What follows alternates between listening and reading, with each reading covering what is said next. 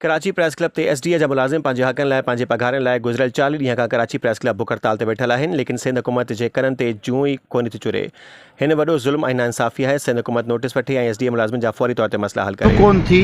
असां इहो सम्झूं था त असां आख़िर कंहिंजे दर ते दांह खणी वञूं। सिंध हुकूमत कोर्टुनि जी नथी ॿुधे, लॉ एंड ऑर्डर जी सिचुएशन खे मेंटेनेंस करण में बि नाकाम नज़र अचे पई। असां हिते 41 ॾींहंनि खां वठी प्रेस क्लब कराची ते सरापा एहतजाज ऐं 15 महीननि जूं SDA जे मुलाज़िमनि खे पघारूं न मिलियूं आहिनि। मुलाज़िमनि जे घरनि में फाका कशी आहे। मुलाज़िम बुख ऐं बदहाली जो शिकार आहिनि। अलाए केतिरा मुलाज़िम गुज़ारे विया आहिनि। अलाए केतिरनि मुलाज़िमनि जूं घरवारियूं गुज़ारे वियूं आहिनि, ॿार गुज़ारे विया आहिनि। हुननि जी ज़िंदगी मफ़लूज थी वई आहे। हू पंहिंजी ज़िंदगी में जेको आहे सो पंहिंजे बचनि खे नथा पाले सघनि। इंतिहाई संगीन में संगीन सूरत हाल आहे। हैदराबाद हाई कोर्ट जी बेंच फ़ैसिलो ॾिनो आहे त फौरी तौर ते मुलाज़िमनि जूं जेके पघारूं आहिनि उहे कयूं वञनि। सिंध हुकूमत ॿुधण जे लाइ तयारु न आहे। चीफ सेक्रेटरी ॿुधण जे लाइ तयारु न आहे। वज़ीर बल्दियात ॿुधण जे लाइ तयारु न आहे।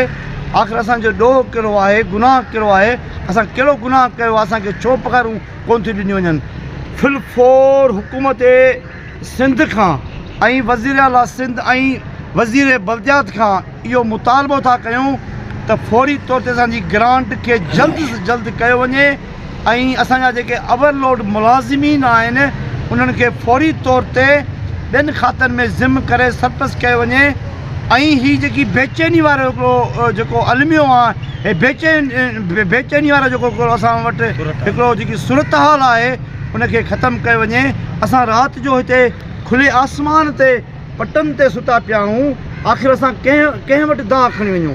असांजी केर बि दांह ॿुधण जे लाइ तयारु न आहे। असीं इहो सम्झूं था त पुरअमन जदोजहद मसइलनि जो हल आहे। असीं पुरअमन जदोजहद खे जारी ऐं सारी रखंदासीं। जेसीं ताईं असांजा मसइला हल नथा थियनि तेसीं ताईं असांजो एहतजाज जारी ऐं सारी रहंदो।